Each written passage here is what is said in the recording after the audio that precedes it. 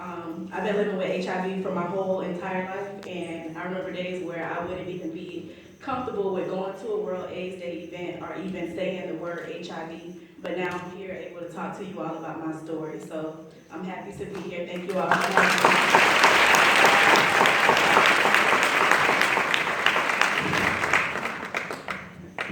me. As Joe already said, a lot of the things that have to do with treatment has to do with self-esteem and care and responsibility for yourself. So before I go any further, I just want to start with a quote from a book called All About Love by Bell Hooks. And it says that love is the will to extend oneself for the purpose of nourishing one's own or another's spiritual growth.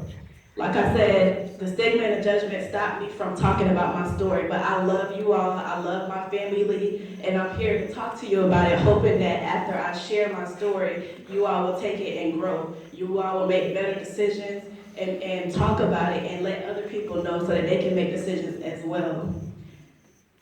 I'm going to start with a poem and also end with a poem just telling how I went from that depression and the stigma and the judgment and able to come here and talk about it with confidence and be okay with myself. HIV, I hate you. Abruptly you came and interrupted my life. Innocently from me there was no invite. Anguish you bring, relentlessly you reign, running through my veins like a poison, I became your slave. I gained some courage to retaliate, but resilient you remain. So my strength I relinquish, but from my defeat you gained so much fame. Think you became like a lion's mane, wrestling me to my grave. Your violence I can no longer tame. The more I stay in, the more I break. My heart grows desolate, barren, and bleak. The pain you inflict is so opaque, the victory I can no longer see. I just want to be free.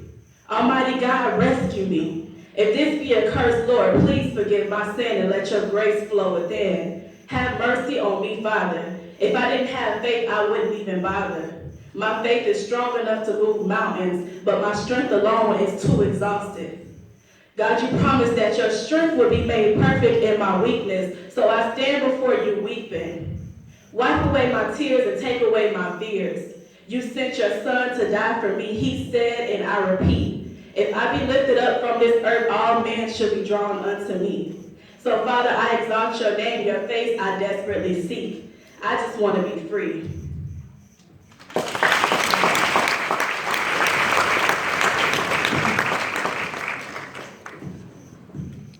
When I was 7 years old, I experienced the most traumatic event of my life. My sister was receiving a scholarship to come here to FAMU, and my grandmother in the church, she felt like everything that God did for our family was something that needed to be professed, something that needed to be said. So as they wrote the story about my sister getting the scholarship to come to FAMU, they also included the fact that I was living with HIV, which was something that I didn't know. So as a 7-year-old, as I went and I looked at the newspaper, my whole world crashed before my face. I used to be this little girl, this light, shining to everybody, smiling, talking to everybody. But when I found that out, everything in my mind just crushed. I felt like I was a germ. I felt like I was gonna die. My mother also, in the caption, what it said was her mother died from AIDS and her sister Mariah is living with HIV. So when I saw that, I didn't know that my mother died from AIDS. I automatically assumed that I was going to be dying soon. And that was when I was 7 years old. I was in the 2nd grade. So when I went back to school, somebody came to me who was my friend, my best friend, I thought, and she said, I heard you were HIV positive, and you can't say that you don't have it because my uncle had it and he died. And then she walked away. So that moment, all I could think was, okay, now I don't have friends. Nobody wants to talk to me, nobody wants to be around me, and I'm gonna die. So I just got angry. I began to get in trouble at school. I began to disrespect my grandmother. And what I know now is that all starts with self. That disrespect was for myself. So like I said before, a lot of prevention has to do with treatment. And if you don't love yourself and respect yourself enough, you won't treat yourself. So although my grandmother was praying for me, taking me to church, rubbing me down with blessed oil, and everything like that, I would still be rebellious and I would not take my medicine. So keeping an undetected viral load was not possible for me because I was so angry. Also, when I went to middle school, that was like the worst era of my life because I had, middle school, you're a teenager, you're trying to figure yourself out, especially young women, you're trying to figure your hair out, your body, everything about you. So not only were people picking at me because I had short hair, or they called me fat, which I wasn't, but they called me that.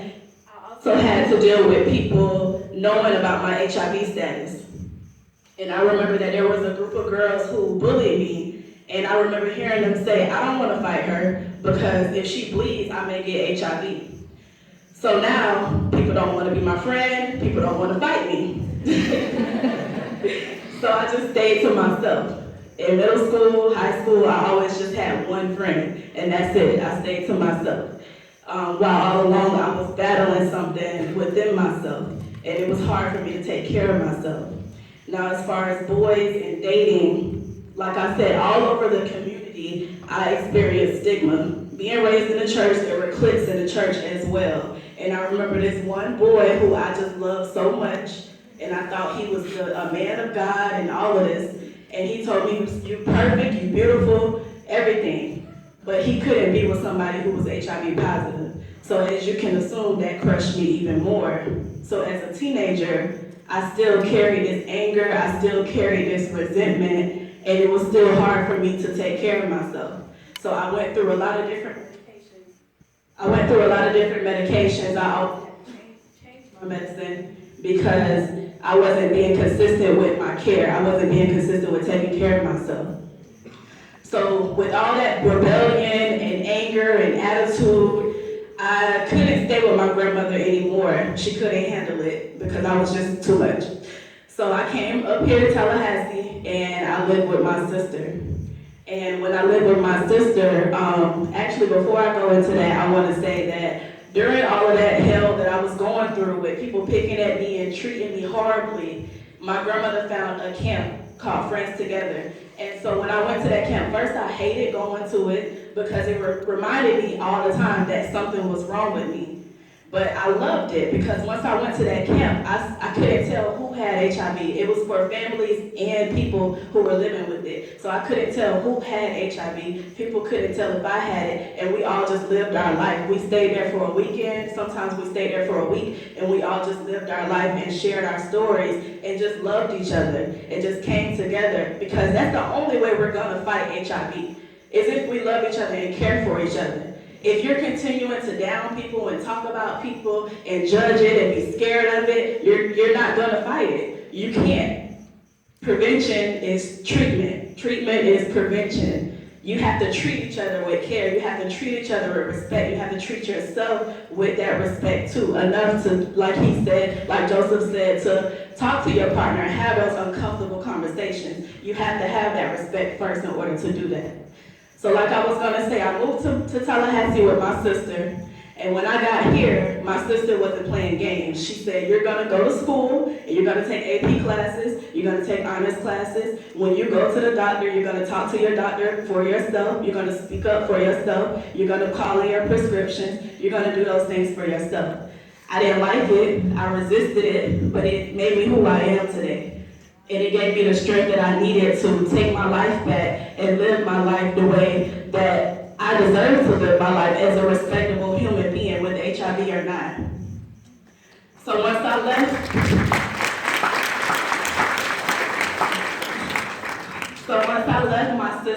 my sister was a grad student at FSU. She graduated a week before I graduated high school.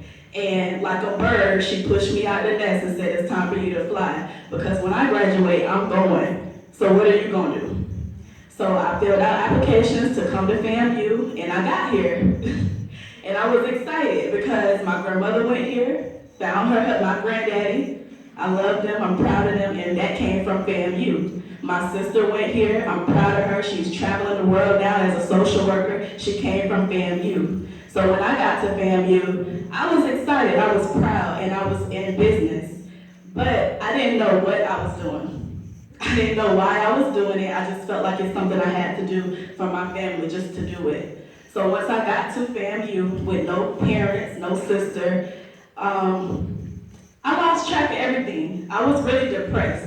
I didn't go to class like I should. I didn't make friends. I didn't socialize because I was depressed. It had got to a point where I was spending more time in Sunshine Manor than I was in my classes. And I went to my doctor and I said, I don't want to take my medicine no more. I don't want to do this no more. And she said, okay, we'll give you a holiday. That's what they call it when they let you go off your medicine for a little bit. So she said, I'll give you a year holiday. And so when she did that, by the way, my doctor at the time was like a mother figure to me. So she was pretty much doing the same thing that my grandmother did, my sister did, everything. So as she did that, it only took about 6 months before I was back into the doctor, and I was dealing with all types of symptoms. I was depressed, I was sick, and flu-like symptoms pretty much. That's what I was dealing with. So she said she did the lab work, and in order to be considered AIDS from HIV to AIDS, your CD4 count has to go down to 200. And mine was like close. It was 3 something. And she said, we can't do this anymore. You need to take your medicine. So she put me on a new medicine. Instead of doing 3 pills a day, I was able to do 1 pill once a day. And that pill was called a triplet. So I took that medicine and I went to school. I was living in the scholarship house. So that's at Palmetto South. I don't know if y'all are familiar with that, but I went and I took that medicine and I got ready for school and I walked from the scholarship house up to the top of the hill of Palmetto. And by the time I got to the top of the hill, my vision was blurred. My body felt like I was pulling bricks and I couldn't make it to school. So I went back home, and when I got into my room, I just slept all day. And it was about 3 or 4 o'clock in the afternoon, my best friend came over and she said, what did you do today? And I said, I just slept. And she said, you're so lazy. Me, if you know Mariah, I'm gonna do my homework, I'm gonna go to work, I'm gonna do whatever I got to do to do it. So to hear my friend say, you're so lazy, not knowing that I was dealing with this HIV and I was dealing with this pill, this medicine that made me not be able to perform at my best ability, that crushed me even more. And it made me more angry, it made me more upset and just worthless. I felt worthless. So I continued to go through college, but I eventually dropped out. And I got with this guy that I knew from high school who didn't love his stuff as much as I didn't love my stuff. But because he knew from the rumors back home that I had HIV and he still wanted to be with me, I took that as love. I thought it was true love. And I stayed with him for 3 years, made a baby with him, and I was beat up by him. I got bit in the face, I got spit on, I got called an AIDS infected bitch all the time. I got cheated on. I went through a lot of stuff. And the root of it, like I said before, is all because there was no love, there was no respect, and there was no care for yourself. So once I left that situation, it got horrible. It was 3 years of going through it, and it just got very horrible to the point where I didn't look like myself, I didn't feel like myself, I didn't think like myself. So I took everything. I left my apartment, I left my car, I left my child, and I left. I went to Tennessee, and I lived there for a month and a half. And when I went there, I worked 2 jobs, and other than working, I stayed in the room, I prayed, and I wrote, I journaled, I did all of that stuff. And after a month and a half, I was able to see me for me. And I realized that HIV has nothing to do with me being me. I can still be who I am with HIV. And now I have friends, I have loved ones, and I'm able to be in relationships, even though that's my decision if I want to do that or not. But I do it with love. As I stand before you and speak to you, I speak with love. I do everything I do with love because I know that HIV will kill me if I don't have love. HIV will kill my community if I don't spread love. And I know that. So I'm going to close with another poem which shows that transition process of me me finding me and just loving me. You sent your son to die for me. His face I began to seek. And when he came, I saw me. My spiritual being stretching comfortably into my flesh, nestling into my flaws and insecurities, washing me into a new identity as we join together in the name of I am. Together, we have manifested great miracles. We have faithfully carried and defeated the cross of loneliness and fear. Together, we have reversed the curse that killed my mother and used it as the seed to bring forth the fruits of my spirit. The manifestation of my healing is here. Here, where I have humbly submitted to the washing of my flesh and welcomed HIV along with myself into the body of I am. I stepped into my new reality of truth. No more hiding, no more shame. My truth brings light, and in that light I consume and emit love. Fresh fruit that brings prosperity to me and those around me. As I walk in my truth, the sun blesses those that come to serve me and burns away those that come to hinder me. HIV has been entangled into the body of I am and therefore burned away. I am just I came to improve this flesh, but I did not come to stay. I am just passing through and doing great things.